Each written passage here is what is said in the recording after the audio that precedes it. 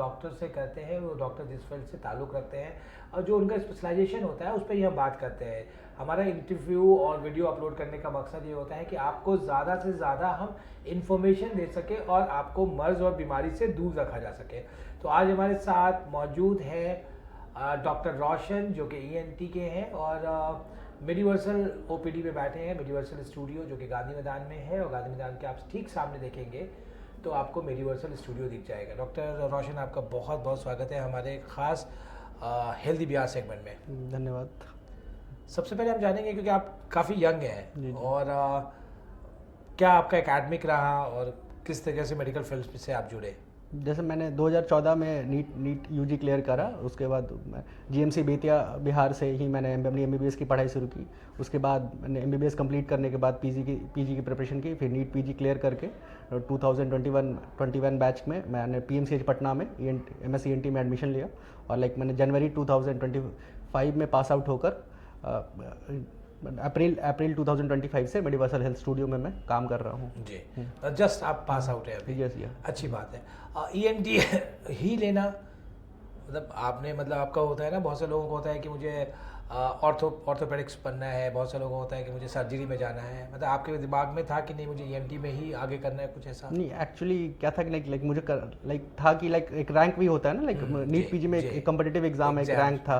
तो मेरे ऑप्शंस में था मुझे जनरल सर्जरी मिल रहा था, एनेस्थीसिया, आई ऑप्थल, ENT था। तो मैंने ENT मुझे थोड़ा सा फैसिनेटिंग लगा और मेरे स्कूल के ही सीनियर, जो मेरे स्कूल में सीनियर थे, मेरे MBBS के टाइम पे सीनियर थे, वो भी थे, तो वो थे इस फील्ड में। तो मैं उनसे फैसिनेट होकर फिर मैंने सोचा ये 3-4 ब्रांचेस जो मुझे ऑप्शन था, तो मैंने ENT को प्रेफर करा। जी।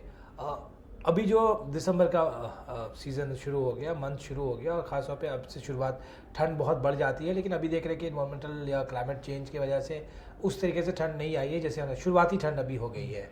तो क्या प्रिकॉशन करना चाहिए और किस तरीके से बीमारी बढ़ती है, ख़ास तौर पे गले की? जैसे जो भी ये प्री ट्रांजिशन टू विंटर है, अभी है, जैसे अभी जस्ट समर्स थे, फिर अभी जस्ट विंटर स्टार्ट ही होने वाला है। तो ENT ईयर नोज थ्रोट जो भी एकदम बेसिक डिजीज होता है, जैसे ईयर में होता है CSOM ASOM, chronic suppurative otitis media, acute suppurative otitis media. Nose में हो गया आपका बहुत से लोगों को साइनसाइटिस होती है, तो थ्रोट में टॉन्सिलाइटिस होता है। ये लोग जो 3 बेसिक डिजीज़ है, ये एकदम ट्रांजिशन पीरियड में ही मोस्ट अफेक्टेड होते हैं लोग इनसे, क्योंकि एक काइंड ऑफ एक क्रोनिक डिजीज़ होती है ये चीज़ें। तो जब जैसे भी विंटर के ठंड के एक्सपोजर में आते हैं तो ये सारे डिजीज़ जो होते हैं वो डोर्मेंट स्टेज से एक्टिव स्टेज में आने लगते हैं, अगर आपने प्रॉपर प्रिकॉशंस नहीं किए तो। जैसे तो यही टाइम जो होता है, अगर कोई भी इंसान इस डिजीज़ से पिछले कुछ सालों से, क्योंकि ये क्रोनिक डिजीज़ ही होती है, ये तो लोग को पता होता है कि हमें इस ठंड में आएंगे तो हमें इस चीज़ का दिक्कत होगा। तो उन्हें इसी टाइम पे प्रिकॉशन करना होता है। जैसे थोड़ी सी भी हो तो उन्हें फुल प्रिकॉशन लेना होता है कि हमें विंटर से बचना होता है। कोल्ड एक्सपोजर तो एकदम बंद करना होता है, जैसे फ्रिज की कोई भी आइटम्स उन्हें बिल्कुल नहीं खाना चाहिए। एकदम ठंड में निकले तो एकदम कान कवर करके, अपने गले का कवर, कोई भी अपर बॉडी को कवर करके चलना चाहिए उन्हें, कि ताकि वो कोल्ड का एक्सपोजर ना हो उन्हें, तब वो जो डिजीज़ है वो अपने डोर्मेंट स्टेज से एक्टिव स्टेज में ना आ पाए जी करके। अभी ठंड की वजह से छोटे बच्चों को भी बहुत परेशानी होती है, कंटिन्यूसली वो खांसते रहते हैं, तो उनके लिए प्रिकॉशन के लिए क्या करें? घरेलू उपचार कर सकते हैं या डॉक्टर से कंसल्ट करना चाहिए? नहीं, घरेलू उपचार तो कभी नहीं, बच्चों में तो खास के मैं नहीं रिकमेंड करूंगा कि वो घरेलू उपचार की तरफ जाए। हमेशा एक प्रैक्टिशनर की तरफ साइड ही जाके वो पीडियाट्रिशियन या ENT रहे तो ENT स्पेशलिस्ट से दिखवा के वो लोग कंसल्ट करवा के ही अपने बच्चों को देखभाल करें। कितना चैलेंजेस है आपको अभी, क्योंकि एक्सपीरियंस कैसा रहता है आपका, खासतौर पे या मेडिवर्सल स्टूडियो में नंबर्स ऑफ पेशेंट आते होंगे, या आपके जो सीनियर्स हैं, या बहुत कुछ सीखने को भी आपको मिल रहा होगा अभी? हाँ, यहाँ काफ़ी अच्छा एक्सपीरियंस रहा है। यहाँ नॉर्मल यूजली 10 to 12 पेशेंट्स आते ही हैं हमारे OPD में पर डे। तो यहाँ पे ये हेल्थ स्टूडियो है, तो थोड़े यहाँ पे बेसिक डिजीज़ से लेके थोड़े एडवांस डिजीज़ तक भी मिल जाते हैं। और यहाँ स्टूडियो में यहाँ पे इतने फैसिलिटीज़ हैं कि मैं हर डिजीज़ के डायग्नोसिस तक जा सकता हूँ। बेसिक ऐसे मुझे कहीं बाहर रेफर करने की ज़रूरत नहीं है किसी को कि आप ये टेस्ट वहाँ से करवा लो, ये करवा लो। सारी ये जो जितने भी टेस्ट होते हैं या वो जो भी इन्वेस्टिगेशन होते हैं मैं यहाँ खुद भी कर सकता हूँ, या जो भी चीज़ें बाहर से करवा वो मेडिवर्सल में ही वो हो जाता है। तो पेशेंट को बहुत सहूलियत होती है कि वो ये करवा पाए। जी। अगर और मैं जानना चाहूँ आपसे, बिकॉज निमोनिया के पेशेंट जो आते हैं, बहुत से लोग बहुत एडवांस स्टेज में मैं नहीं जा रहा हूँ, जैसे बहुत से लोगों को बहुत ज़्यादा कंटिन्यूसली खांसी होती है, तो क्या तो ठंडे में वो बहुत ज़्यादा ठंडा पानी लेते हैं या कुछ ठंडी चीज़ें लेते हैं जिसकी वजह से इतनी ज़्यादा प्रॉब्लम एक उनको बढ़ जाती निमोनिया है? निमोनिया काफ़ी वेग टर्म हो जाता है, लाइक हर खांसी निमोनिया नहीं हो सकती है जैसे। और ये निमोनिया जैसे चीज़ वो लाइक अगर बच्चों में हो रहा है तो वो पीडियाट्रिशियन साइड और बड़ों में तो मेडिसिन साइड है। लेकिन खांसी बहुत सारा चीज़ें ईएनटी के कॉज से भी होता है, जो बहुत लोग काफ़ी इग्नोर कर देते हैं। इग्नोर कर, जैसे अगर अडल्ट में अगर आपको बार बार खांसी हो रही है, खास कर रात में खांसी हो रही है, और आपका मतलब डाइट सही नहीं है, आपको मतलब थोड़ा कॉन्स्टिपेशन या गैस या ब्लोटिंग की शिकायत रहती है, तो उसकी वजह से बीमारी होती है LPR, लैरिंजोफेरेंजियल रिफ्लक्स, जिसके वजह से भी बहुत बार खांसी होती रहती है। तो जैसे उसमें उस ट्रीटमेंट में हमें मतलब PPI ही देना पड़ता है, लैक्टिक गैस की दवा जो हम लोग बोलते हैं कॉमन भाषा में, वो दवा ही वो ज़्यादा कारगर है बशर्ते की खांसी की दवा से। खांसी की दवा अगर वो क्रोनिक डिजीज़ पे जाए तौर पे हम उसे यूज़ करेंगे तभी जाके वो LPR ठीक होगा।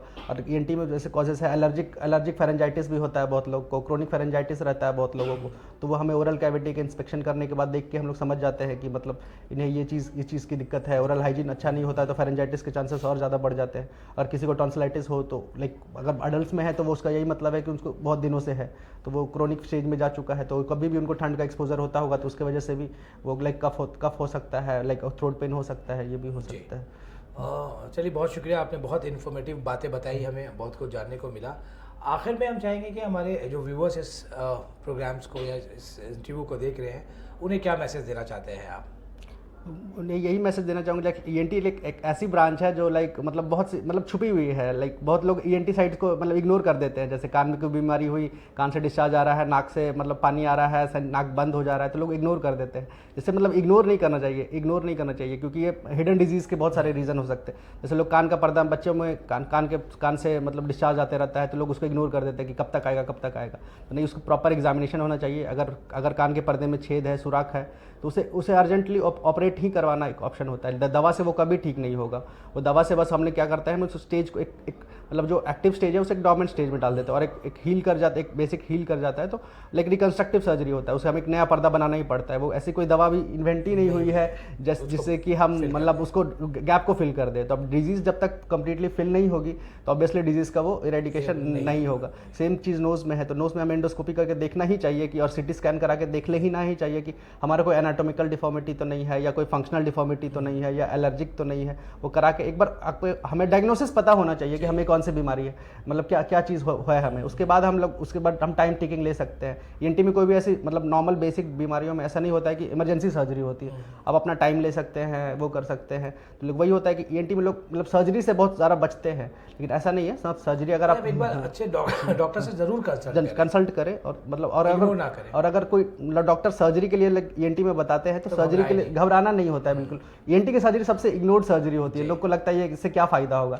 जबकि बल्कि ऐसा नहीं है। लाइक वो कराने से एक परमानेंट इरेडिकेट हो सकता है आपकी डिजीज़। अगर आप अच्छे कंसल्टेंट से मिल रहे हैं, अच्छे लोग से मिल रहे हैं, अच्छी जगह से करवा रहे हैं सब चीज़, तो जरूर वो बीमारी आपकी इरेडिकेट हो सकती है, 100% इरेडिकेट हो सकती है। बहुत शुक्रिया आपका, आपने अपना कीमती वक्त निकाला हमारे खास हेल्दी बिहार सेगमेंट के लिए। बहुत बहुत शुक्रिया डॉक्टर रोशन आपका। थैंक यू, धन्यवाद। व्यूअर्स, अभी देखा आपने, डॉक्टर रोशन ने बहुत अच्छी बात कही कि ENT में कोई भी मर्ज होता है तो लोग मतलब एवे ही लेते हैं, चलो है देखते हैं। अगर डॉक्टर्स ने गलती से उन्हें कह दिया कि आपको टॉन्सिल है तो टॉन्सिल की सर्जरी मस्ट है, तो लोग घबरा जाते हैं और कहते हैं कि नहीं हमें नहीं कराना। तो ऐसे पैनिक नहीं होना है। अगर आपको डॉक्टर जो सजेस्ट करते हैं वो बिल्कुल सही करते हैं और उनके हिसाब से ही आपको आगे चलना है। हम लगातार हमारी कोशिश यही होती है कि हम इंफॉर्मेटिव वीडियोस आपको अपलोड करते रहें और आपके सेहत का हम पूरा ख्याल रखें। इसीलिए हर दिन हर रोज़ हम आपके लिए नए नए डॉक्टर से आपकी मुलाकात कराते हैं और ख़ास तौर पे उनके जो फील्ड्स होते हैं उस फील्ड्स के बारे में हम आपको जानकारी देते हैं। तो अभी हमारे साथ डॉक्टर रोशन मौजूद थे जिन्होंने